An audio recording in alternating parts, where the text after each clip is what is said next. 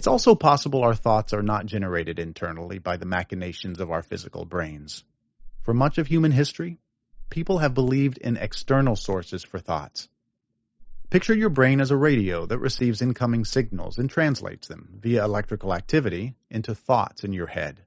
Okay, but where externally do thoughts come from? Again, we have no idea.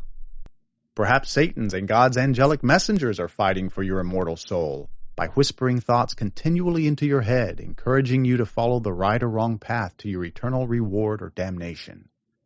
Certainly millions, if not billions of folks throughout history have subscribed to explanations of this ilk, and many still do. Another metaphysical explanation is that packets of thoughts just sit out there somewhere in non-physical clusters, and your personal energetic vibration attracts thoughts of similar frequencies. Higher frequency vibrations attract happier thoughts, which in turn stimulate higher internal vibrations, creating a positive feedback loop. Similarly, lower vibrations attract shitty thoughts, which make you feel shittier, attracting even worse thoughts. In this paradigm, falling into a funk is as treacherous as quicksand. An especially popular metaphysical concept involves pairing the physical you with a non-physical part of yourself, such as your soul. Your higher self communicates with you via your thoughts and feelings. In this construct, folks having a lot of shitty thoughts are not living harmoniously with the desires of their higher selves. Shitty feelings are simply feedback that you are out of compliance with your soul's higher purpose. Another long-standing approach says your physical body and brain comprise the locus for multiple entities of personalities who are struggling to coexist. In this case, the thoughts in your head come from multiple voices, each with its own agenda.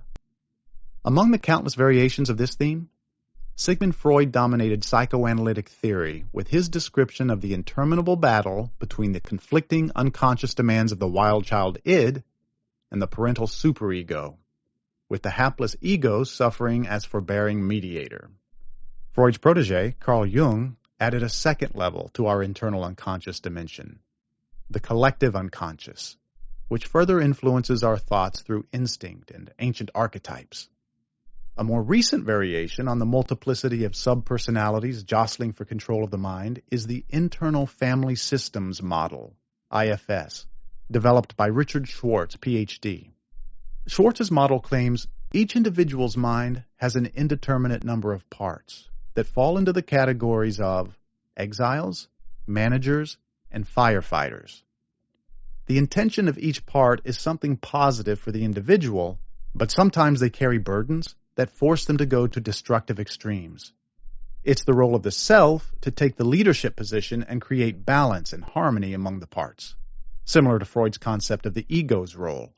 The pinnacle of this intriguing concept of conflicting forces or personas vying for control in our heads comes from the creator of alchemical hypnotherapy, David Quigley, who developed a fascinating conference room therapy for the 24 distinct sub-personalities fighting to grab the microphone in your head and control your thoughts and destiny. My point here is that you can spend your life investigating the many theories about where our thoughts come from, as I have, and you'll probably conclude, as I have, that we'll never know for certain. No matter their source, they just keep pouring in. Each of these hypotheses for the source of human thought has naturally suggested approaches for living happily. I'll mention a couple shortly. But first, let's consider one final, lesser-known, yet highly compelling metaphor for the true source of your shitty thoughts. I don't claim this source is more credible or true than any of those already mentioned, but it can prove indispensable for ending your misery, as it did mine. What I'm about to say might sound insane, but bear with me. There's a method to my madness.